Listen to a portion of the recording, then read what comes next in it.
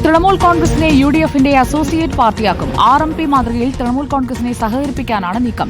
ഹൈക്കമാൻഡിന്റെ അനുമതി ലഭിച്ചാൽ പ്രഖ്യാപനമുണ്ടാകും. തൃണമൂൽ കോൺഗ്രസിനെ മുന്നണിയിൽ ഉൾപ്പെടുത്തുന്നത് പിന്നീട് തീരുമാനിക്കുമെന്നാണ് സൂചന. PV അൻവർ നിർണായക ചർച്ചകൾക്കായി ബംഗാളിലേക്ക് പോകാനിരുന്നതാണെങ്കിലും ആരോഗ്യ പ്രശ്നങ്ങൾ മൂലം യാത്ര മാറ്റിവെച്ചു. റോഷിപാൽ നമുക്കൊപ്പം. റോഷിപാൽ, ഈ അസോസിയേറ്റ് പാർട്ടിയായി RMP മോഡലിൽ സഹകരിപ്പിക്കുന്നതിനോട് അൻവറിന്റെ ഒരു നിലപാടെന്താണ്?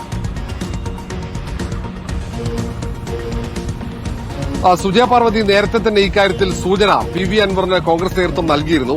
ഏതായാലും കോൺഗ്രസ് ഹൈക്കമാൻഡിന് ഇക്കാര്യത്തിൽ പ്രത്യേകിച്ച് നിബന്ധനകളും ഒന്നും ഇല്ല എന്ന് KC വേണുഗോപാൽ തന്നെ വ്യക്തമാക്കിയതാണ്.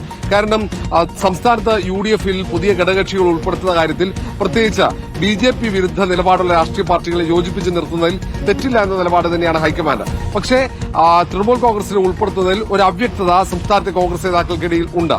എന്നാൽ പോലും തൃണമൂൽ കോൺഗ്രസ് ഇല്ലാതെ നിലമ്പൂർ ഉപതെരഞ്ഞെടുപ്പിനെ നേരിടുന്നത് അത്ര പന്തിയല്ല എന്ന ഒരു വിലയിരുത്തലുണ്ട്. കാരണം നിലമ്പൂരിൽ PV അൻവറിന്റെ പിന്തുണ അനിവാര്യമാണ്. ആ വിലയിരുത്തലിന്റെ അടിസ്ഥാനത്തിലാണ് തിരക്കിട്ട UDFിലെ മുന്നണി പ്രവേശനവുമായി ബന്ധപ്പെട്ട ചർച്ചകൾ പൂർത്തിയാക്കിയത്. ഏതായാലും ഘടകകക്ഷികൾക്കും PV അൻവറിനെ ഘടകകക്ഷിയായി തന്നെ ഉൾപ്പെടുന്നതിൽ തടസ്സമില്ല.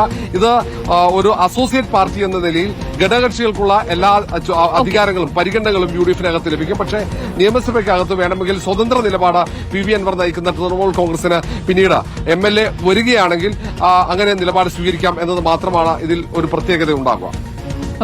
റോഷിപാലാണ് വിവരങ്ങൾ നൽകിയത്.